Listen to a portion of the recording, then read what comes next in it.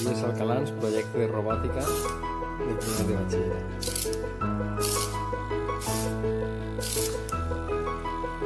Casper,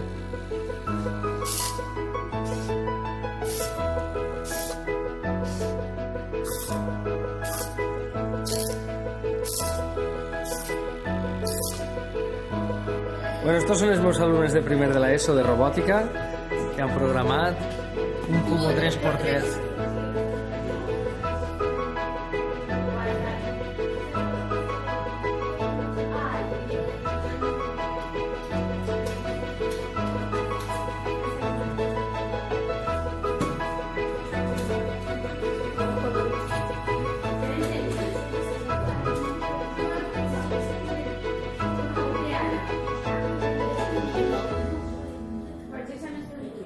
Vale, és molt xulo.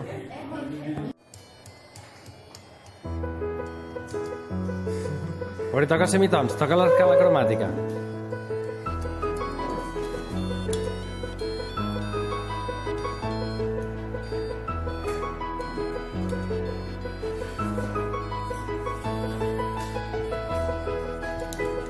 Analizando ya decimos el programa de piano con Arduino.